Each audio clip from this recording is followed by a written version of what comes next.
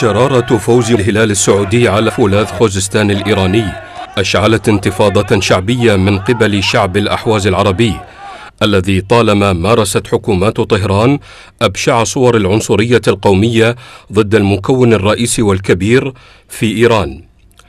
الأحداث بدأت باحتشاد آلاف من أبناء عربستان للترحيب بالفريق السعودي، ورفعوا لافتات كتب عليها: الهلال العربي أهلا فيك في ديار الأحواز العربي، والأحواز أحوازنا، وكل الخليج أعزاؤنا.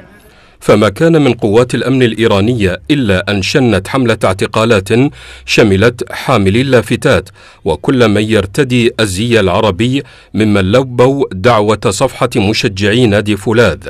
فتطور الأمر ليتحول إلى مواجهات عنيفة ومصادمات تسببت بإصابة العديد من المواطنين الأحوازيين بجروح خطرة، فضلا عن احتراق عدد من سيارات الأمن والشرطة، بعد أن أضرم المشجعون الغاضبون النار في هذه المركبات.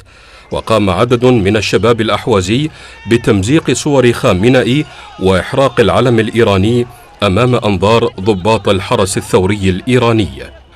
ردة الفعل الإيرانية جاءت من قبل المركز الإعلامي للثورة الأحوازية، الذي أصدر بدوره بيانا يوضح فيه حقيقة ما جرى، قائلا: إن المواجهات حدثت إثر الاعتقالات الواسعة التي قامت بها قوات الاحتلال الإيرانية لكل من يرتدي الزي العربي في الملعب الذي احتضن الفريقين، مضيفا أن الشباب العربي رد على الاعتقالات العشوائية بالمواجهة والتحدي ضد القوات القمعية، واشتبك معهم بالحجارة رافضا الاستسلام أو التراجع.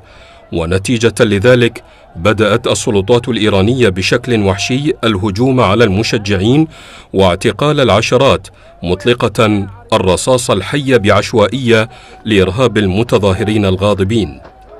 ناشطون على مواقع التواصل الاجتماعي وصفوا طريقة تفاعل الشباب المنتفض في الساحة، وكيف هتفوا بأعلى صوتهم: مهما فعلوا لطمس هويتنا ستبقى الأحواز عربية حرة تنتفض في وجه المحتل الفارسي.